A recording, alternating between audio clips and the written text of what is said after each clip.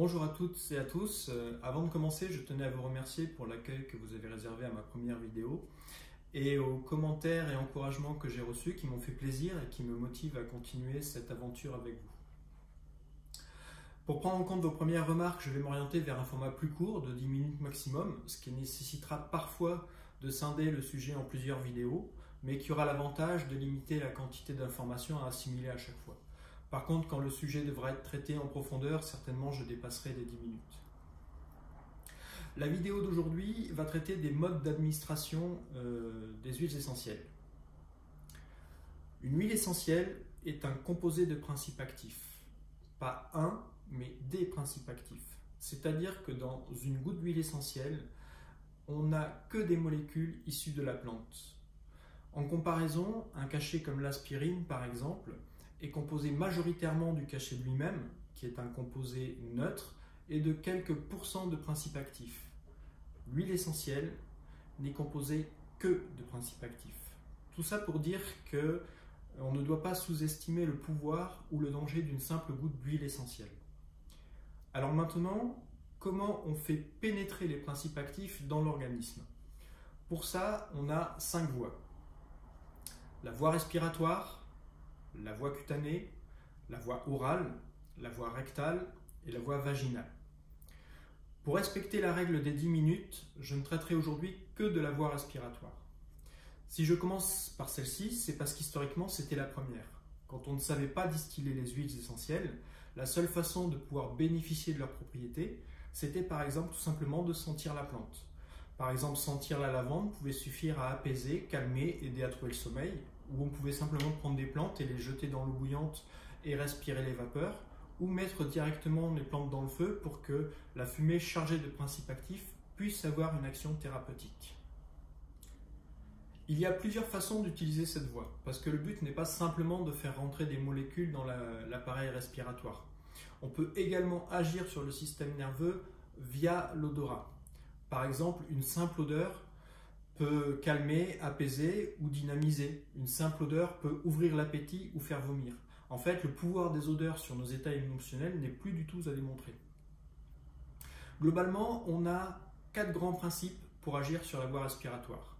On a l'inhalation sèche, l'inhalation humide, la diffusion active et la diffusion passive. Concernant l'inhalation sèche, par exemple, lorsqu'on a un entretien, un examen, une audition, on peut sentir du laurier noble, la plante des personnes qui gagnent. La couronne de laurier, ce n'est pas un hasard, et si dans le mot baccalauréat, il y a la racine du mot laurier, ce n'est pas un hasard non plus. Depuis l'Antiquité, on sait que cette plante aide à avoir confiance en soi. Donc pour ça, il suffit d'avoir sa petite fiole, et avant de commencer, on la sent, et puis on bénéficie de ses effets. Si on souhaite par exemple agir contre le stress ou les angoisses, là on va plutôt sentir des huiles comme la lavande ou des essences d'agrumes comme la mandarine, le petit grain de bicaradier ou la bergamote. Si on veut agir directement sur l'entrée des voies respiratoires en cas de maladies divers, là on va plutôt sentir des huiles de pin ou d'eucalyptus. Toutefois, lorsqu'on sent une huile à la bouteille comme ça, il ne faut pas oublier qu'on ne va sentir majoritairement que les molécules les plus volatiles. Et c'est aussi pour ça que si on oublie de fermer sa bouteille, on risque de lui enlever pas mal de son pouvoir thérapeutique par la perte de tous les éléments volatiles. D'où l'intérêt de toujours penser à bien refermer une bouteille après utilisation et surtout de la stocker verticalement pour éviter que les molécules de l'huile interagissent avec le plastique du bouchon. Justement, en parlant d'interaction, avant de parler de l'interaction des huiles essentielles avec le système respiratoire, on va parler un peu d'assainissement, car les huiles essentielles peuvent aussi permettre d'assainir l'atmosphère. C'est très pratique par exemple en hiver lorsque les lieux confinés finissent par être saturés en bactéries et virus. Imaginons une goutte d'huile essentielle en suspension dans l'air ambiant. On oublie un instant que la gravité la ferait retomber sur le sol. Non, j'en ai pas besoin. J'ai dit non, j'en ai pas besoin. Globalement, on va avoir les molécules à la surface de la goutte. Seules ces molécules-là pourront réagir avec l'environnement. Toutes les molécules à l'intérieur de la goutte ne serviront à rien. Si je divise maintenant cette goutte en deux, la surface globale des deux gouttes sera supérieure à la goutte précédente. Et donc, beaucoup plus de molécules pourront interagir avec l'environnement. Si maintenant je continue à découper ma goutte encore et encore jusqu'à obtenir des gouttes microscopiques, la surface totale d'échange va être maximisée. Et alors là, on a peut-être un peu du mal à comprendre qu'en coupant une goutte de manière microscopique, on maximise la surface de contact. C'est peut-être plus parlant avec de la pâte à tarte. Si je prends une boule de pâte à tarte et que je l'étale encore et encore, elle finit par occuper une très grande surface. Et plus je l'étale, plus la surface sera grande. Et plus la surface sera grande, plus l'épaisseur sera petite. C'est exactement le même principe ici. L'idée est de maximiser l'interaction entre les éléments pathogènes contenus dans l'atmosphère et les huiles essentielles pour pouvoir l'assainir justement. Alors évidemment, vous me voyez peut-être venir avec mes gros sabots. Comment on fait pour découper une goutte d'huile essentielle en plein de micro-gouttes? On utilise un diffuseur. C'est ce qu'on appelle la diffusion active. On a principalement deux types de diffuseurs.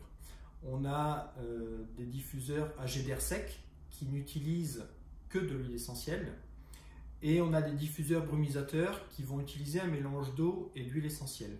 Alors les brumisateurs sont un peu moins efficaces, mais par contre les odeurs sont moins fortes et donc peuvent être tolérées par un plus grand nombre. Par contre, ce qui est important, c'est de comprendre qu'on ne fait pas de diffusion continue, donc toujours choisir un diffuseur programmable ou qui s'arrête après un certain temps. Les diffuseurs en fait sont très pratiques pour assainir l'atmosphère, agir sur les voies respiratoires, agir sur le système nerveux via le sens de l'odorat. On en trouve des tonnes d'applications dans les hôpitaux, dans les maisons de retraite, on en trouve même dans l'agroalimentaire pour la préservation des aliments, voire dans la protection des plantes contre les parasites. Si on ne dispose pas de diffuseur, on peut utiliser ce qu'on appelle la diffusion passive, de simples gouttes posées sur un support, comme un galet par exemple. Alors l'action sera très localisée autour du support, mais sera efficace quand même. On fera quand même attention aux brûle-parfums et aux supports chauffants, car une huile essentielle trop chauffée peut devenir toxique. Reste l'inhalation humide, des gouttes d'huile essentielle mises dans de l'eau chaude dont on respire les vapeurs. C'est très efficace contre les maladies respiratoires puisque les principes actifs emportés par la vapeur d'eau vont pouvoir pénétrer tout le système respiratoire. On peut par exemple utiliser ce type de diffuseur. Mais on peut aussi utiliser une simple tasse avec une serviette. On peut également assainir la peau du visage si on met toute la tête sous la serviette et en choisissant évidemment une huile adaptée. D'ailleurs, toutes les huiles ne sont pas adaptées à la diffusion. Certaines à cause de leur odeur complètement désagréable et d'autres parce qu'elles peuvent être caustiques. Si on utilise une mauvaise huile, on peut engendrer des problèmes aux yeux, aux muqueuses ou à la peau. Vérifiez donc toujours que l'huile est adaptée à la diffusion et qu'elle n'est pas irritable ou irritante, c'est peut-être mieux. Globalement, on a peu de problèmes de toxicité avec cette voie. On fera quand même attention avec les personnes allergiques et asthmatiques, mais globalement, il y a peu de contre-indications. On peut également utiliser la diffusion pour éloigner les insectes, simplement parfumer, ou relaxer, ou favoriser le sommeil, etc. En fait, les applications sont très nombreuses. Alors, ce n'est donc pas une voie à négliger quand on pratique l'aromathérapie, d'une part parce qu'elle permet une pénétration rapide des principes actifs. Elle permet également un large choix d'utilisation d'huile essentielle et surtout elle est adaptée à tous les âges de la vie avec quelques précautions. On peut très bien l'utiliser dans une chambre de bébé ou avec bébé, enfin il n'y a pas de souci avec ça. Voilà, comme on pose les bases, je n'irai pas plus loin aujourd'hui, mais quand on connaîtra un peu mieux les familles chimiques et les huiles, on reviendra sur la voie respiratoire. Parce qu'on pourrait faire une vidéo d'1 heure, voire plus sur le sujet, mais ça nécessite d'avoir des connaissances qui seront abordées un peu plus tard. Cette vidéo est donc la première de la base de connaissances que je me propose de construire.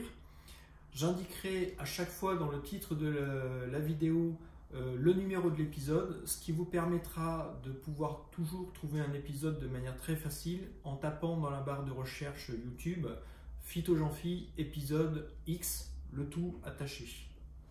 Alors, je suis conscient qu'en partant de zéro, cette vidéo peut paraître basique à beaucoup d'entre vous, mais c'est important pour moi de commencer par des bases simples pour permettre à toute personne de pouvoir s'initier à l'aromathérapie et la pratiquer en toute sécurité. Alors, comme on est sur YouTube, bien évidemment, vos likes, vos commentaires, vos abonnements m'aident énormément. Cette chaîne ne peut exister qu'avec vous et c'est avec vous que je veux la voir grandir. Je vous dis donc à très bientôt pour la suite de l'aventure.